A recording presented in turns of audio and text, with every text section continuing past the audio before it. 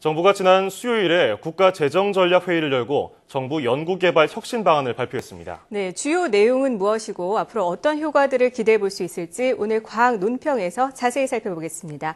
한양대학교 과학기술정책학과 김상선 교수 자리에 나와주셨습니다. 안녕하십니까? 안녕하십니까? 네, 이번에 정부가 발표한 이 정부 R&D 혁신 방안 발표하게 된 배경이 뭡니까? 한마디로 국가 R&D 지원 틀을 다시 짜자 이렇게 돼 있습니다. 네. 아시다시피 그동안에 국가 R&D는 지난 10년간 한 연평균 12%씩 늘려왔는데요. 그 결과 이제 성과도 많이 되고 우리가 세계적인 수준에 지금 와 있죠. 네네. 그동안에 이제 연구 현장을 지켜오면서 땀과 열정을 쏟은 그 과학기술자에게 정말 감사할 일이죠. 예. 근데 최근에 이제 여건이 지금 많이 바뀌고 있어요. 예를 들어서 우리나라 전체 그 R&D 투자가 지금 60조 원이 넘고 있고요. 네. 또 세계에서 뭐 절대 규모로 6위, 또 GDP 대비 1위, 뭐 이런 상태에 와 있고, 기업부설 연구소도 이제 3만 개를 넘고 있고, 그래서 이제 대학이나 기업 연구소, 연구 능력이 크게 신장되고 있습니다.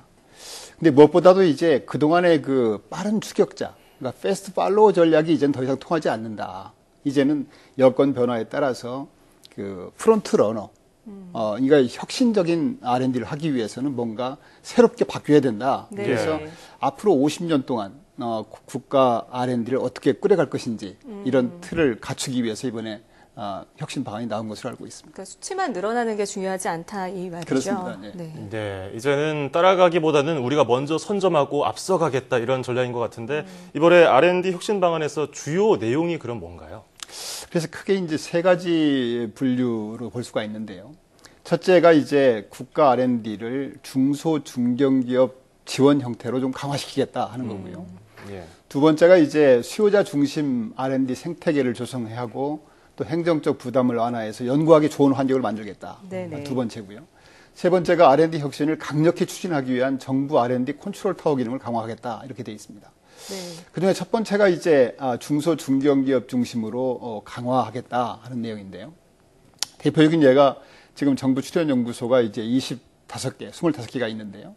그중에 산업하고 밀접한 관련이 있는 6개, 예를 들어서 한국전자통신연구원이라든가 생산기술연구원, 또 기계연구원, 화학연구원, 전기연구원, 재료연구소 이런 연구소를 소위 한국형 프라운호퍼 연구체제로 바꾸겠다 이렇게 되어 있습니다. 예. 네. 그래서 프라운호퍼 연구체제는 아시다시피 이제 독일의 그 대표적인 연구체제인데요. 주로 이제 응용 개발 쪽을 담당하는 체제입니다. 그래서 기초 원천을 담당하고 있는 그 막스 프랑크 연구소하고 대별되는 그런 연구체제인데요. 네. 그렇게 바꿔가고 나머지 그럼 출연연구소는 어떻게 하느냐? 예를 들어서 대형 공공을 담당하는 뭐 원자력이라든가 우주항공, 핵융합 이런 것들이 있고 또 키스트나 생명연구원 이런 기초연구가 있고 그래서 그 분야별 그 연구 특성에 따라서 차별적으로 육성 지원하려고 하고 있습니다. 네. 또 저희들이 그 국무총리가 위원장으로 되어 있는 그 국가과학기술 심의회가 있는데요. 그 심의회에 민간 쪽 전문가를 좀 보완한다든가 또 심의회 산하에 중소기업 전문위원회를 두어서 기업 지원 기능을 좀 보강하겠다 이렇게 예. 되어 있습니다. 네, 그렇군요. 이 혁신 방안 주요 내용 중에서 중견기업을 강화하겠다. 네. 그리고 수요자 중심으로 연구하기 좋은 환경을 만들겠다. 이런 점들이 눈에 띄는데요. 그렇다면 구체적인 계획은 뭡니까? 네, 이제 두 번째가 그러니까 그 연구자 중심, 수요자 중심 체제를 구축하겠다고 되어 있는데 아시다시피 과학기술은 연구원 어깨에 달려 있지 않습니까? 그렇죠. 그래서 연구자가 연구에 몰입할 수 있는 환경 조성이 굉장히 중요합니다. 네네. 아무리 강조해도 지나침이 없죠. 그렇죠. 그래서 이번 계획 속에서도 이번에 이제 먼저 그 연구 단계별로 연구비 지원 체제를 좀 달리하자. 예. 예를 들어서 기초연구 같은 경우는 분야나 이 단계 특성에 따르지 않고 그냥 획일적으로 기간이나 금액을 정하지 않고 예. 분야에 따라서 기간이나 금액을 달리한다든가 이렇게 해서 수요 지향적으로 좀 바꾸는 그런 것들이 검토되고 있고요. 예, 예. 또 기초연구, 원천연구, 실용화 연구 이게 계속 이어질 수 있도록 해서 연구가 연구로 끝나지 않고 실용화 성과로 이어질 수 있도록 그렇게 강화하겠다는 내용이 포함되어 있습니다. 예. 네. 뭐 그동안 느낌이 정책적으로 뭐 기계적인 느낌이 있었다 하면은 이번엔 좀 융통성 있게 배분을 잘 해야 되겠다 이런 것을 채운 것 같은데 그렇다면 이 발표된 내용 중에서 가장 중요한 핵심 내용이 뭔가요? 그거 좀 집어주시죠. 이번에 그 혁신 방안의 하이라이트는 역시 그 컨트롤 타워 기능 강화, 조직 개편 문제이기 때문에 예, 예. 사실 이 문제가 굉장히 예민하면서도 중요한 문제입니다. 그래서 저희가 과학기술계에서는 이번에 의외로 상당히 심도 있는 내용이 이번에 들어가서 정권 중반기인데 이런 기능이 들어간 것이 좀 의외스럽다 할 정도입니다. 그런데 그만큼 정부에서 의지가 강하고 기어이 이번에 이걸 해결하겠다 이런 의지로 읽혀집니다. 네. 근데 이제 종전에 보면은 왕왕이 이런 좋은 제도가 발표가 된 뒤에 실행 과정에서 이게 왜곡되거나 또 용두사미격으로 드는 경우가 많지 않습니까? 그렇죠. 그래서 이번에 이 과학기술 혁신 방안은 결코 그래서는 안 되고 어렵게 꺼낸 카드이기 때문에 기필코 강력하게 추진돼야 된다고 보고 있습니다. 특히 이제 정부 체제 개편, 앞에서 말씀드렸던 출연연구소 체제 개편이라든가 이런 내용들은 정말 심도 있게 추진해야 되는데요.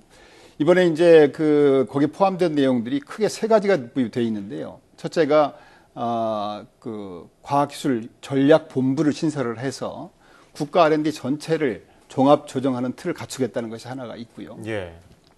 두 번째가 이제 과학기술 싱크탱크를 강화하겠다는 겁니다. 그래서 한국과학기술기획평가원 키스텝이라고 합니다. 키스텝하고 과학기술 정책연구소 또 과학기술 정보연구원 기능의 일부를 종합해서 과학기술 정책원을 만들겠다는 것이고요.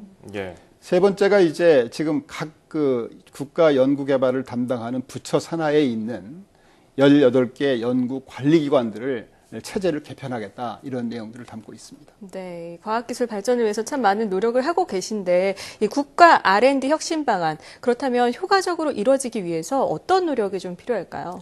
앞에서 말씀드린 것처럼 이번에 발표된 혁신 방안이 내용 면에서나 규모 면에서 과학계에서 기대하는 것보다도 훨씬 뛰어넘는 그런 방안이라고 생각이 됩니다. 그래서 기필코 이게 추진이 되어야 되는데요. 네, 굉장히 긍정적으로 평가하시는군요. 그렇습니다. 네, 아마도 이제 이런 추진하는 과정에서 어떤 조직 이기주의라든가 부처 이기주의 이런 게 있을 수가 있죠. 네. 네, 그런 것들을 뛰어넘어야 되겠다는 말씀을 드리고요.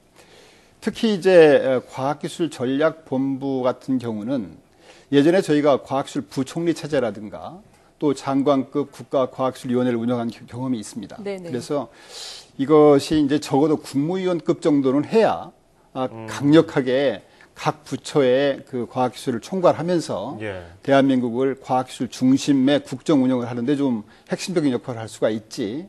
그렇지 않고 1급이라든가 차관급이라든가 이렇게 해서는 안 될 것 같습니다. 그래서 예전에 통상교섭본부 같은 경우가 그런 경우죠. 외교부 산하에 있으면서도 장관급으로 했듯이 예. 이번에 과학기술 전략본부도 적어도 국무위원급으로 해서 조직이라든가 인사 모든 부분에 독립적인 기능을 하면서 또 국가심의 어떤 사무 기능을 담당할 수 있도록 그렇게 해야 된다고 생각을 하고 있습니다. 예, 이번에 나온 계획안 자체가 기존과는 좀 차별화된 느낌이 어느 정도 듭니다. 설명을 들어보니까 네. 좋은 성과를 기대를 해봐야겠습니다. 네. 자, 지금까지 한양대 김상선 교수와 함께 정부 R&D 혁신 방안에 대해서 알아봤습니다. 오늘 말씀 고맙습니다. 감사합니다.